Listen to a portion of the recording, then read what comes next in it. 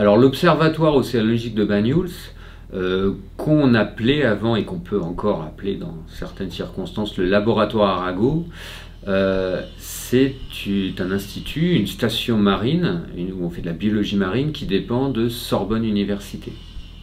Alors pourquoi le laboratoire Arago? C'était son nom d'origine, donc le laboratoire Arago, créé sous ce nom-là par Henri de Lacaze-Duthiers en 1882. Même la construction a commencé en 1881, donc en fait on va fêter cette année nos 140 ans.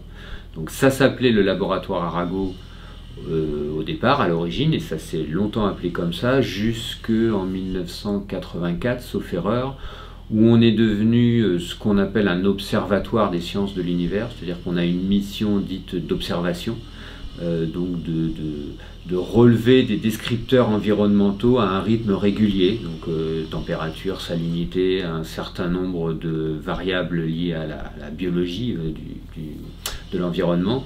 Donc on fait ça périodiquement et on le fait depuis qu'on est devenu un observatoire. Donc ça c'est la mission des observatoires. Donc depuis cette époque-là, on s'appelle l'Observatoire océanologique de Banyuls, et notre seul nom maintenant c'est ça, c'est l'Observatoire océanologique de Banyuls, l'OOB.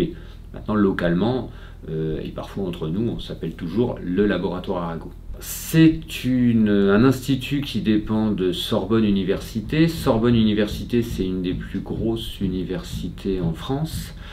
On était, il y a encore peu de temps, l'université Pierre et Marie Curie, donc Paris 6, jusqu'à début 2018. Début 2018, l'UPMC et Paris-Sorbonne, Paris 4, ont fusionné pour former ce qui s'appelle donc maintenant Sorbonne Université. Donc on dépend de Sorbonne Université, qui est devenue une très grosse université, puisque c'est deux universités déjà assez grosses qui ont fusionné. La différence d'ailleurs, c'est que l'UPMC, ce n'était qu'une université de sciences, c'est-à-dire qu'on y faisait de la science et médecine, bon, il reste de la science, alors, mais on ne faisait pas de lettres, on ne faisait pas d'histoire, etc. C'est ce que nous a apporté Paris 4, donc Paris-Sorbonne, où là on fait ce qu'on appelle des humanités, c'est-à-dire des sciences humaines et sociales. Ils ne font pas de droit, mais à part ça, je pense qu'on a quasiment tout, de la géographie, l'histoire, etc. Donc on est vraiment maintenant, on dépend d'une grande université pluridisciplinaire. À l'OOB, actuellement, on définit 6 missions. Alors, on a des missions principales importantes. Je pense que tout le monde connaît. On fait bien sûr de la recherche scientifique, et c'est notre mission principale. Tout dépend du fait qu'on fait de la recherche scientifique, de notre excellence scientifique. Donc, on fait de la biologie marine ici. Hein, presque l'essentiel de la science qu'on fait ici, c'est de la biologie marine. Je le précise parce que d'autres stations marines font aussi de la géologie, etc. Alors, on a des gens qui font de la chimie, un peu de physique, mais tout tourne autour de la biologie marine, avec parfois ces interfaces un peu avec la chimie marine et puis la physique marine. Donc c'est notre cœur de métier, je dirais, c'est vraiment la recherche scientifique. On héberge ici 4 unités de recherche. Nos 4 unités de recherche vont vraiment balayer un peu tous les domaines de la biologie marine. C'est-à-dire qu'on va vraiment de la biologie cellulaire et moléculaire à l'étude précise de processus cellulaires, jusqu'à des études à un niveau écosystémique, par exemple l'effet de contaminants, comme le plastique, hein, sur les écosystèmes dans leur ensemble. Donc en passant par des études de physiologie des organismes, donc des études au niveau des organismes eux-mêmes, du développement des organismes, etc. Donc c'est quand même quelque chose d'assez particulier et caractéristique de balayer autant de champs différents de recherche dans un seul institut. On a également une mission de formation. En fait, on est un petit campus universitaire. C'est pas faux de dire que Banyuls est une ville universitaire, puisqu'on est un des campus en fait de Sorbonne Université. Alors bien sûr, il y a un campus qui est peut-être un peu plus gros que les autres à Paris, donc ce qu'on appelait parfois, ce qu'on appelle toujours parfois la fac de Jussieu, même si ça n'a jamais vraiment existé en tant que tel, mais le campus principal de Sorbonne Université, c'est à Jussieu. Maintenant d'ailleurs on a aussi des locaux à la Sorbonne, puisqu'on est Sorbonne Université, et ce qui était Paris 4 d'ailleurs c'est plutôt à la Sorbonne. Donc l'essentiel des activités de l'université sont à Paris, mais il y a d'autres campus, comme les 3 stations marines de Roscoff, Villefranche et Banyuls. Donc c'est pas faux de dire qu'on est un campus. Et qu'est-ce que ça veut dire d'être un campus? et pas simplement un bâtiment de l'université un peu plus loin de Paris que les autres, c'est qu'on réplique un peu tous les services. On a une administration, on a tous les services administratifs qui sont là. On accueille des étudiants, jusqu'à peu près 1000 étudiants par an pour des cours essentiellement bien sûr en sciences marines, en biologie marine.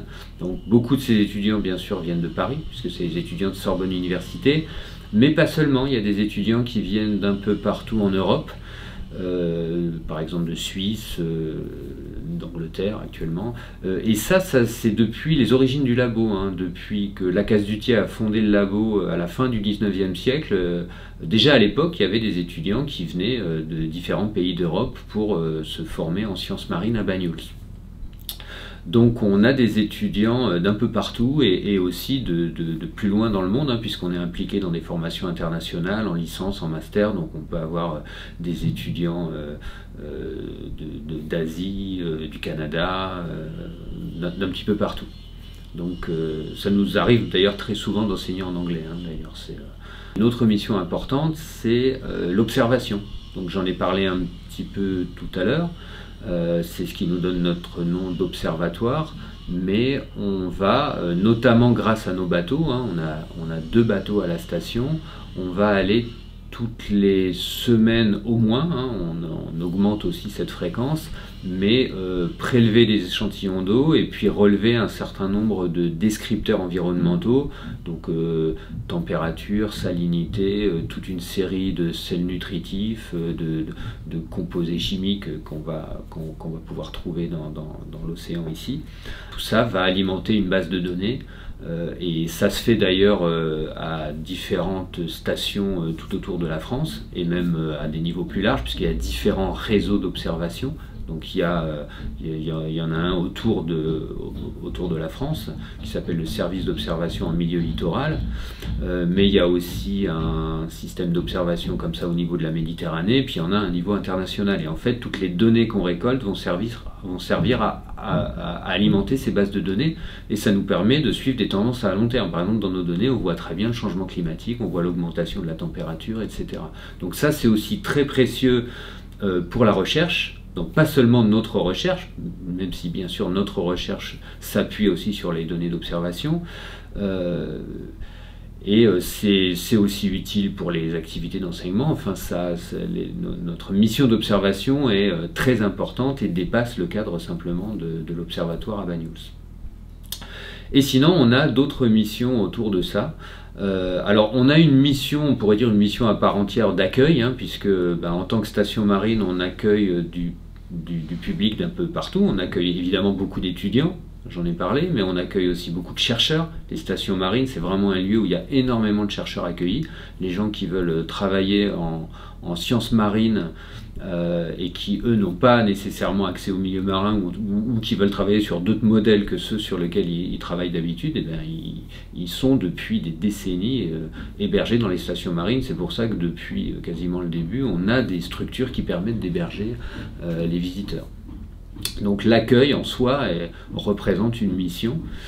Peut-être plus spécifiquement à Banyuls, on a une mission aussi de médiation scientifique. Dès le départ, Lacaze-Duthiers avait voulu qu'un aquarium existe à la station de Banyuls, ce qui était quelque chose de très rare à l'époque, hein. Donc depuis 1885, on a un aquarium, donc, qui a été rénové récemment, hein, puisque fin 2017, on a ouvert un nouveau bâtiment avec un nouvel aquarium, mais c'est la continuité de l'aquarium qu'on avait depuis le début. Et cet aquarium a la particularité de ne présenter que de la faune locale, et ça on y tient, c'est-à-dire expliquer vraiment les écosystèmes locaux. Et notre nouvel aquarium, alors on n'est pas qu'un aquarium, c'est vraiment un centre de médiation scientifique. C'est une interface entre l'observatoire et le public, entre la station marine et le public, pour présenter notamment nos activités scientifiques et en tout cas faire un lien scientifique avec le public autour de l'aquarium. Mais j'insiste sur le fait que c'est vraiment pas qu'un aquarium, mais vraiment un centre de communication scientifique. Donc on a vraiment cette spécificité ici et qui est importante, hein, puisque c'est important, ça fait partie de nos missions vraiment de communiquer au public, ça fait partie des missions aussi des chercheurs et des enseignants-chercheurs. La sixième mission qu'on a définie, j'allais dire officialisée il y a la dernière, enfin il y a que quelques années, c'est ce qu'on appelle le développement économique. C'est-à-dire qu'on contribue de façon directe au développement économique du territoire. Alors je dis de façon directe parce qu'évidemment en tant que centre de recherche scientifique et de formation supérieure, on crée de la richesse de façon indirecte. On forme des gens qui sont très compétents, qui vont eux-mêmes contribuer à l'économie du pays, hein, ça on le sait, mais nous on y contribue aussi de façon directe à travers donc un incubateur de start-up, de jeunes entreprises. On en a en ce moment deux. Et donc cet incubateur, alors il y en a plusieurs, hein, des incubateurs sur le territoire, mais le nôtre évidemment est plutôt orienté vers les gens qui veulent développer une entreprise autour des sciences marines et va directement créer des emplois. Actuellement, il y a entre 10 et 20 personnes dans les deux startups qui sont actuellement hébergées au labo. Donc ça crée directement de l'emploi sur le territoire et de la richesse aussi sur le territoire. On a aussi notre centre d'hébergement dont j'ai parlé pour les visiteurs. Et puis donc on a aussi un amphithéâtre, etc. Et tout ça c'est aussi utilisé pour organiser des congrès. Donc cette organisation de congrès scientifiques essentiellement, c'est aussi une activité de développement économique. Donc ça fait partie aussi de notre contribution directe à l'économie du territoire. Ce qui est important, c'est que dans une station marine comme la nôtre, où on est à peu près 200 personnes, alors ça fluctue en fonction des étudiants qui viennent sur place, notamment des chercheurs accueillis. Quand on donne l'effectif, on dit 180, ça c'est les gens qui sont là pour au moins un an, et bien sûr le personnel permanent. Mais on a aussi des étudiants qui viennent parfois pour 1 ou 2 semaines, parfois pour 6 mois. On est souvent entre 200 et 250 sur le site. Donc on va dire qu'on est à peu près 200 personnes. Sur ces 200 personnes, il y a à peu près 40 à 50 chercheurs et enseignants-chercheurs. Mais il y a aussi tout type de corps de métier, tout type de niveau de diplôme. Il n'y a pas que des gens très diplômés avec des doctorats, etc. On croit souvent que dans une station marine comme celle-là, il n'y a que des chercheurs, des enseignants-chercheurs, peut-être des ingénieurs, mais en fait, au niveau de contribution directe scientifique, hein, vous allez avoir des gens d'adjoints techniques, agents techniques, donc c'est niveau bac, ou même avant le niveau bac, donc jusqu'au niveau, bien sûr, doctorat, habilitation à diriger les recherches. Donc on a tous les niveaux de formation qui existent, mais on a aussi des gens en informatique, en administration, des marins, on a vraiment toutes sortes de corps de métier. C'est-à-dire qu'en fait, on peut offrir des débouchés, des perspectives d'emploi à toutes sortes de corps de métier. On n'est pas forcément que des scientifiques très diplômés qui travaillent dans un institut comme celui-là, et je pense que c'est assez important de faire passer ce message, qu'on fait souvent passer d'ailleurs quand on est avec des lycéens, par exemple, au Forum des métiers, auquel on participe régulièrement, qui imaginent que pour pouvoir travailler dans une station comme la nôtre, il faut nécessairement faire des études très longues. C'est pas vrai, il y a toutes sortes de corps de métier ici. Sur les 200 personnes qui sont là, en fait, on dépend vraiment de 2 tutelles. Il y a Sorbonne Université, j'en ai parlé, mais aussi le CNRS. Alors, c'est très fréquent que les gens du Centre national de la recherche scientifique, du CNRS, soient hébergés dans des universités ou des locaux universitaires. C'est d'ailleurs pour ça que nos unités de recherche sont souvent appelées unités mixtes de recherche. C'est pas parce qu'il y a des filles et des garçons, c'est parce qu'il y a plusieurs tutelles. Souvent 2, enfin chez nous c'est CNRS et université, et notre personnel est à peu près moitié CNRS, moitié université. Voilà. Donc les chercheurs et enseignants-chercheurs, ce sont des chercheurs du CNRS et puis des chercheurs, des enseignants-chercheurs de Sorbonne Université. Alors on a ici cette particularité d'avoir quelques personnels permanents des laboratoires Pierre Fabre. Ça, de la même façon, c'est quelque chose d'assez unique, où on a dans une de nos unités de recherche, il y a une équipe mixte de recherche qui va héberger ce personnel permanent d'un laboratoire privé, avec lesquels ils développent des recherches, donc sur notamment des molécules, des actifs qu'on peut isoler du milieu marin. Pour des médicaments ou des produits cosmétiques. Donc ça, c'est depuis une vingtaine d'années, hein. Et donc on a ces personnels permanents qui sont intégrés dans l'équipe de recherche et qui travaillent avec le personnel public, et puis chacun bénéficie des compétences des autres. On va fêter cette année, donc en 2021, le bicentenaire de la naissance de notre fondateur, Henri de la Casse-Duthier. Donc Henri de la Casse-Duthier qui est né en 1821 et mort en 1901. Qui a fondé la station de Roscoff en 1872 et la station de Banyuls, donc le laboratoire Arago à l'époque, qui a été inauguré en 1882.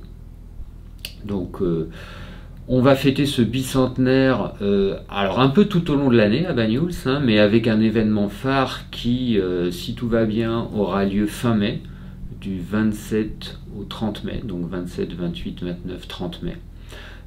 Qui fera intervenir donc des célébrations à l'extérieur. Il y aura une exposition consacrée à la Casse-Duthier et puis des conférences grand public, donc ici à l'Observatoire, qui seront donc accessibles à tout le monde sur des thématiques liées à la Casse-Duthier. Et qui feront un peu intervenir une thématique avant-après, c'est-à-dire il y aura un côté historique assez important et bien sûr un côté scientifique, alors vulgarisé, accessible, où on essaiera de faire le parallèle entre une thématique donnée à l'époque de la Casse-Duthier et ce qu'elle est devenue maintenant, par exemple l'observation, typiquement. Donc 13 conférences, sauf erreur, les 29 et 30 mai, donc accessible au public. Voilà. Alors ça durera en fait un peu plus que simplement ce point d'orgue, hein, fin mai, puisque l'exposition qu'on va faire, comme les expositions qu'on fait depuis 2016 je crois, sera installée en permanence à Banyuls, donc consacrée à la Casse-Duthier et à ses travaux. Donc là encore il y aura un aspect historique, scientifique. Les conférences aussi qui sont données tout au long de l'année dans l'amphithéâtre de l'Observatoire seront pour une partie d'entre elles consacrées à la Casse-Duthier. Donc si je ne me trompe pas, il doit y avoir 4 ou 5 conférences tout au long de l'année qui seront consacrées, qui auront un lien avec la Casse-Duthier. La ville va aussi beaucoup communiquer sur ça. On va organiser des événements avec les scolaires, là encore autour des aspects historiques, parce que je pense en plus que c'est spécialement intéressant pour les plus jeunes de voir un petit peu comment Banyuls s'est développé, hein, autour du développement du laboratoire, parce qu'on voit clairement comment le laboratoire mais la ville autour a changé, et ça c'est des choses qui sont assez intéressantes, hein. On voit à quelle vitesse tout ça s'est fait.